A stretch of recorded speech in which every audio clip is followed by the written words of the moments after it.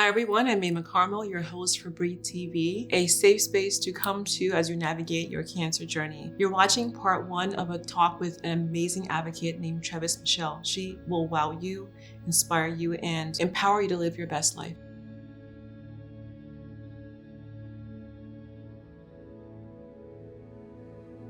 Hi everyone, I'm Maimah Karmo, and you're watching Breathe TV, a safe space to be in as you navigate your breast cancer journey.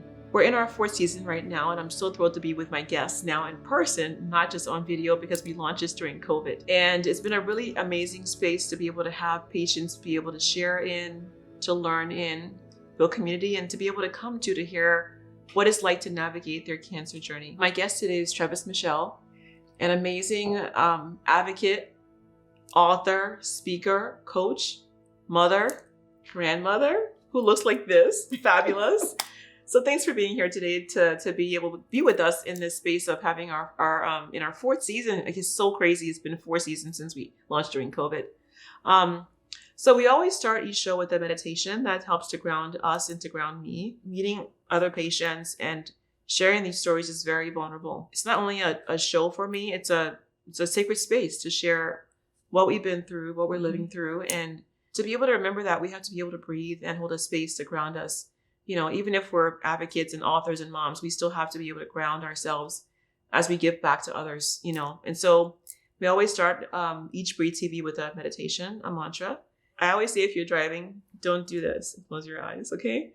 But you can be in your bed or in a chair and put a hand over your heart and a hand over your belly. And one of the things that was, when I was going through my journey, I was doubting myself and I was so afraid. And so we'll start with this. I believe in myself. I believe in myself.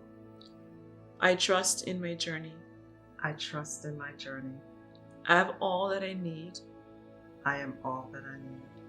I am never alone. I am never alone. I am safe in my life. I am safe in my life.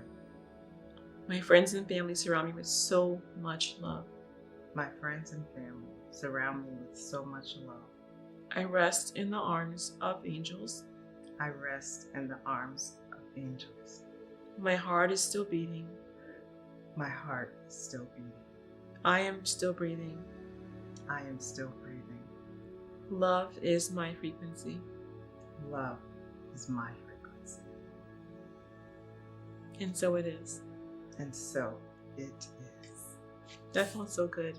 That was my soul sister Kat's. That was her tagline. As we're sitting here, I feel Kat's spirit with us. And as you'll share with the guests who are watching, that, you know, although you're here and beautiful and radiant, you've had an empowering journey, but one that's been fraught with pain too, right?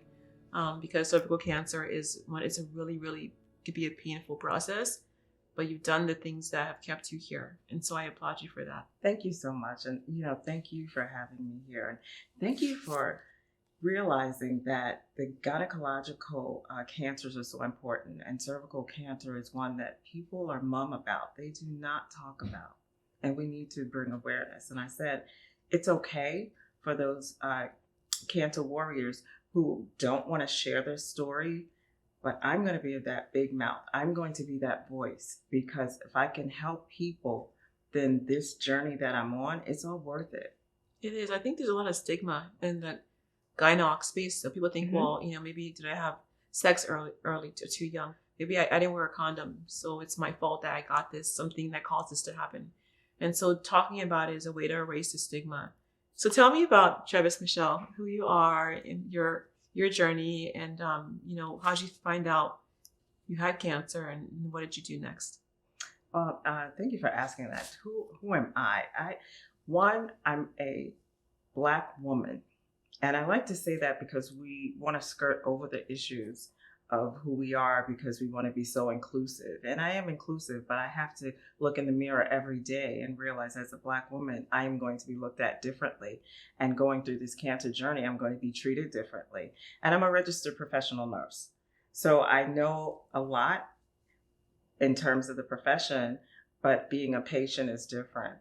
So couldn't lose myself. I like to have fun. I love to laugh. I was a cyclist. And for those who know me, you know that I am all that girly girl. I only believe in sweating on 2 occasions, and one is childbirth, and y'all can figure out the other one. But during COVID, I realized that I didn't want to be on the trains in New York City. So I told my children, I'm going to ride a bike. And they all laughed. I said, go ahead for it. Go for it, Mom. They're my biggest supporters, Sasha, Akil, and Khalid. I purchased the last bike in the shop because no one could find bikes in New York. I went all the way out to Long Island, like 35 miles out, found this bike. I hadn't ridden a bike in years, but I was determined to do it. So I live in Queens and I have to bike to Manhattan. It's 7 miles one way. And I did that for a solid year. And, I say God is so good because I did that for a solid year. My body was very strong. I was riding my bike. This before you got diagnosed, right? This is before I got diagnosed. However, I had symptoms that I kind of ignored. Before we go into that, I want to hear that. You made an important statement. You talked about who you are. And I think that's really important because a lot of people, you get this diagnosis, right, and then you become an advocate, and that's who you are. We forget who we are as women that before cancer, or even if you're a mom, you are yourself first. But cancer's so overwhelming that you can forget that, like the girl you were before that happened and what you like to do. And wherever you are on your advocacy journey, don't forget who you are, because before you were anything else, even a mom or a wife, whatever else, you are you. And so I love that you said that because that's what you embody, right? And so how did you get diagnosed? Well, during the summer of 2021 in August, I had this back pain. And having been an emergency room nurse, I knew immediately it was kidney stones, but I don't have any kidney stone history in my family. And I was like, how could this happen?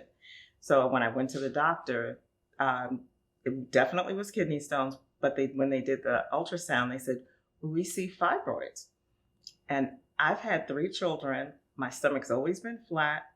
Fibroids, I know that they grow. I was like, oh, I can't go out like this with a belly. So we're going to get them taken care of. So I already had it planned, knew exactly what I wanted to do. And a friend of mine who is a doctor says, no, you're going to go to the GYN first. And when I went to the gynecologist, during that process, I was in pain, 10 out of 10. I was riding a bike and having, spotting. And I said, oh, it must be that I'm not standing up on the bike when I hit the several million. So you're riding potholes. with a 10 out of 10 pain? Yes. And I would, I thought that it was probably a piriformis muscle, which is in your butt and goes down your leg.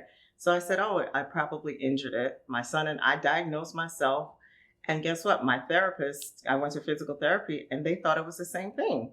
So I'm rolling on balls. They're thumping it, massaging it. Meanwhile, it was a tumor. Mm. So when I went to the gynecologist, by the time I got there, I could not sit in a chair. I was always sitting on my right side. And she couldn't examine me. She says, I cannot see your cervix. There's something blocking it, but we're going to be positive. We're not claiming anything until I get the path back. So that's how it was found. Wow. So once you got diagnosed, well, I heard that you had issues with like providers, figuring out the right doctor. And what happened? I share that story because people feel when you're a registered nurse, everything flows smoothly because you know the system, you can navigate it. And what people don't realize, when you become that patient, all of the education, the years of master degrees, the years of experience go out the window because it's personal now. It's your body and you're also dealing with your own emotions. Mm-hmm. So I work, and I like to mention my hospital, New York Presbyterian, Columbia on 168th Street. That's my team. But when I was diagnosed, my doctor said, I understand that you may want to go someplace else to look for a second opinion, and we'll wait. And whatever choice you decide, that's what we'll go with. Never pressured me, just said, I just need you to act on it. And when I did go for a second opinion, and very reputable hospital, extremely reputable, but the treatment I received was subpar. In what way?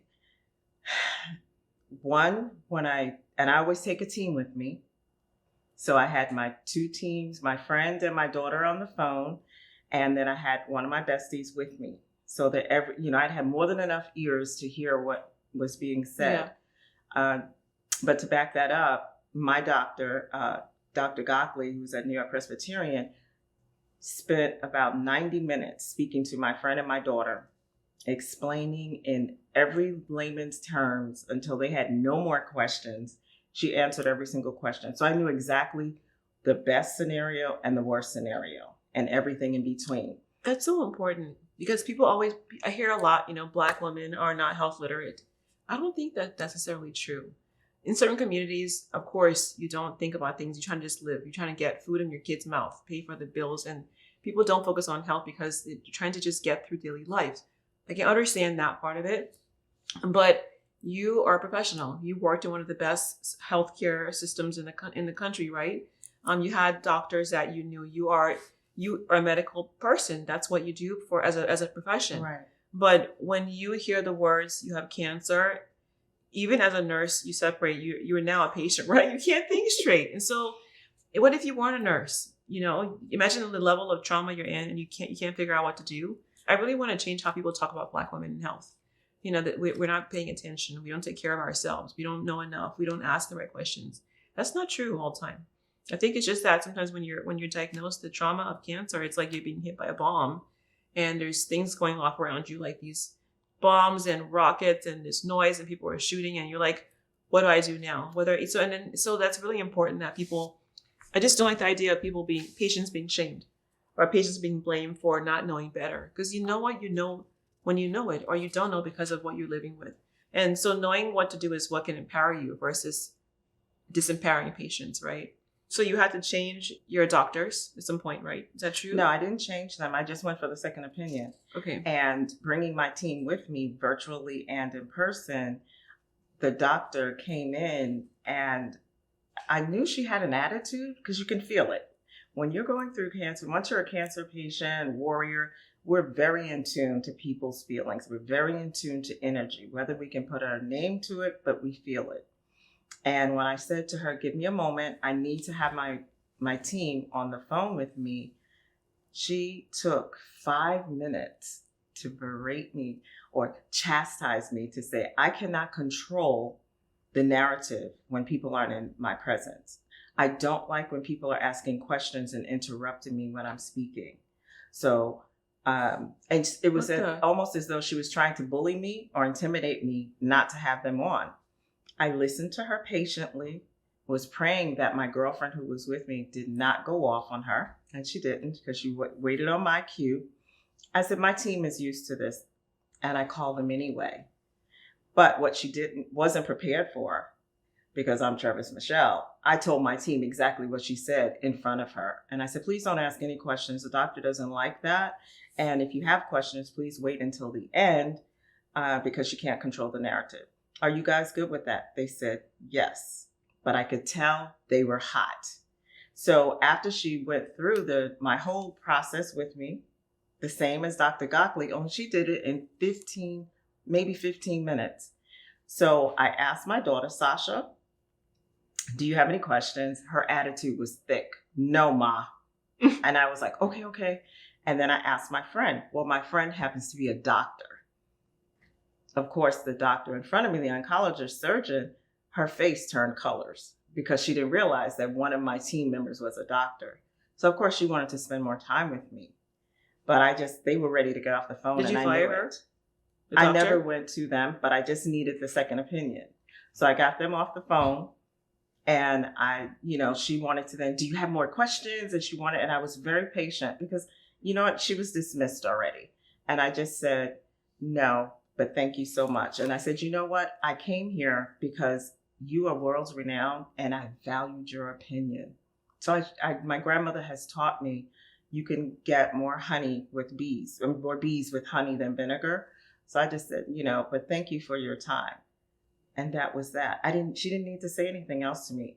It was verified, the diagnosis. I knew I was on the right team. And she goes, I used to work there and teach at Columbia Presbyterian. We're both the same. Just go where you're most comfortable. In my head, I was like, chick, I'm not coming here. Yeah. Right. But I just smiled and said, okay. But many people go to a doctor and they're talk to you like that, and they're afraid to go someplace else because they're afraid to get, they're afraid about will that be a worse experience for me, or they're afraid to make the doctor mad. And they just sit there and they are talked at and they accept it and they go, they stay with the same person. They go with that doctor. I'm like, this person talked down to you. They dismissed you. They didn't let you speak, but you're going to still have them as your doctor, put your life in their hands. And so I tell patients, if you don't feel comfortable with a doctor, you have your right to fire that person because they're supposed to work for you. And so at least you went there for a second opinion. You knew that you're dismissed. Goodbye. Right. Were there any other health inequities that you had to manage or overcome, or as you navigated your journey? To me, that was the main one. And it just set me up. It prepared me. So anything else, I probably don't really focus on it or remember it, because when you go to a doctor and she looked like me, I had to get over that pain because she looked like she was a Black woman. Yes. And that really hurt because, and I so believe in her, and she's such an excellent surgeon that I had to really forgive her and forgive myself so that I could move forward. So after that, I was like, hey, what else are you going to bring to me? That I'm good. I can stand up for myself and my team is here with me. So I dismissed her. And then I didn't allow her on my journey anymore, except that I share this because I think it's important because it happens all the time. We have to advocate for ourselves.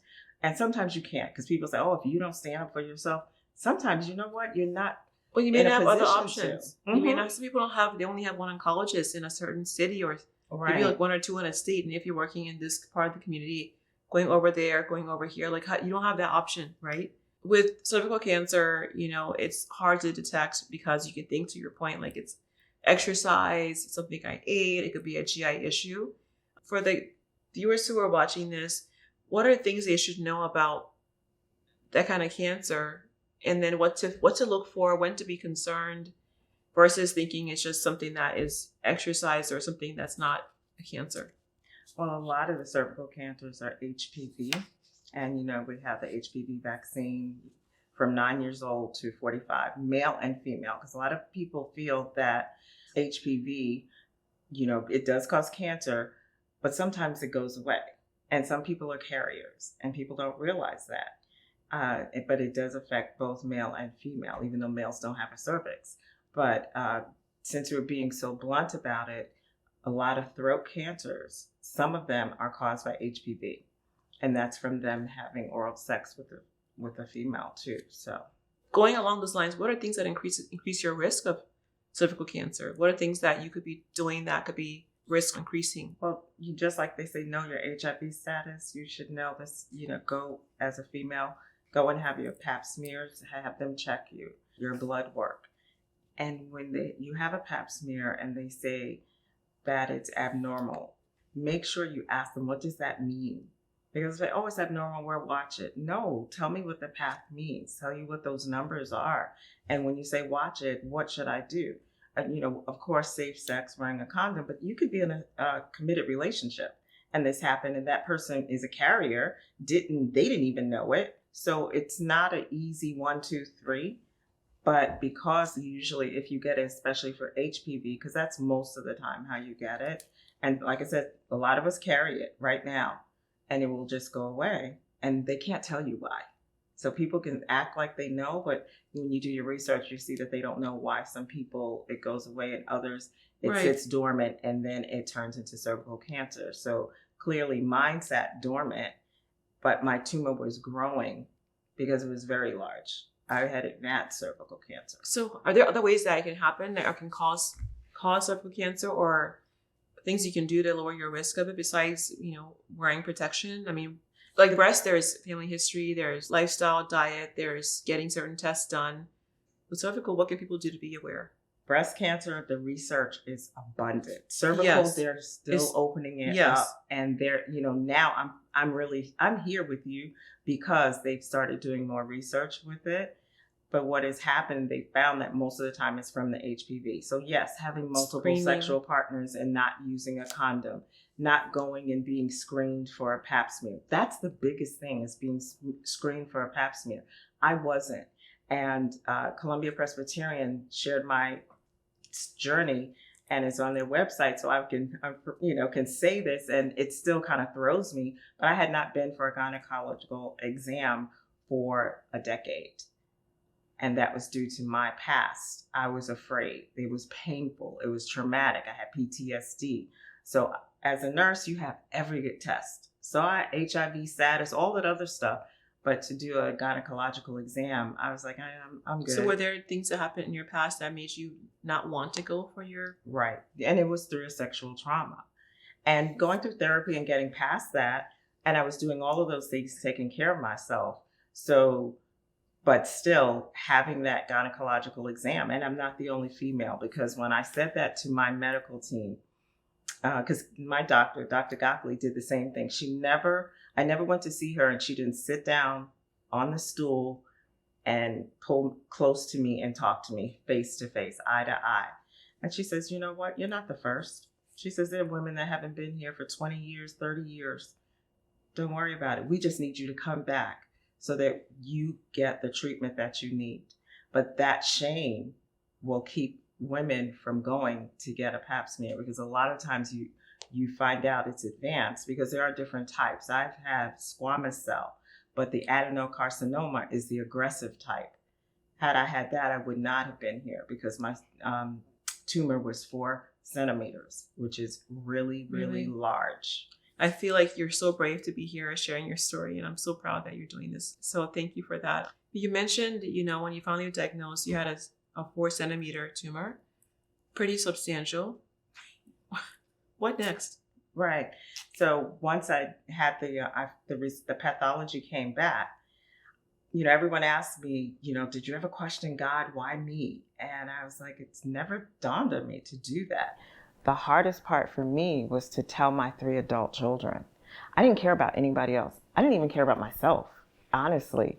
It was, how do I tell my babies that their mom has cervical cancer, and I don't know how much longer I'll be here. Although my faith is in the Lord, and I knew that I had talked to him when I had COVID in the very beginning, and I said, I will share my story, and I will give you credit. You open the doors. Well, I didn't know that this was going to happen. So I knew that, when my doctor said, you have cervical cancer stage 3B, 3C, it's curable. I heard curable, but I knew everyone else would hear death. And that's what I was afraid of. And I needed them to be there, because, we're very tight knit. And, my daughter had the hardest time, because it just completely threw her off. My sons were the one who said, Mom, this is just for your stories, for your book. You're going to be on stages, and you just add this to your story. I love that. And the 3 of them, I did it on FaceTime, because they all live all over the country. And they said, what's next? Yeah. And so I was ready to fight. Yeah, that's so amazing. Can you explain the stages of cervical cancer? Like, is there like in breast, there's 0, 1, 2, 3, 4. What is it like for cervical? In cervical cancer, it's the same. There's 0, 1, 2, 3, and 4. And trying to research the different stages, I went on forums, and I didn't use Google or, YouTube University. No. Okay. I went to New York Presbyterian. There's Memorial Sloan Kettering, and, just Boston University. There's so many different places, and NIH, or National Institute of Health, the CDC, which everyone knows those names. Actually go to those sites so that you can find out. And it's not going to all look exactly the same, but the foundation part is the same. So women that I did happen to meet or was able to research online, they had all only had 0, 1, or 2. None of them were alive on there speaking about 3 or 4. It was like I should have been dead already. Mm-hmm. And when I tried to ask questions, everyone was so negative. And I understand everybody handles their cancer journey differently, and I respect that. However, there was no positivity. It was just like, oh my gosh, you have 3B. They were also cancer warriors, and I was like, oh my goodness, when am I dying? Like tomorrow? What happened? So I couldn't find people that were, survived with 3B, let alone have 4. And 4 is metastatic, which means that it has gone into your lymph nodes, which mine did go into one lymph node, but I never shared that with my friends and family. There's like so much to decide about, right? Like you know what your staging is now, you know that it's aggressive.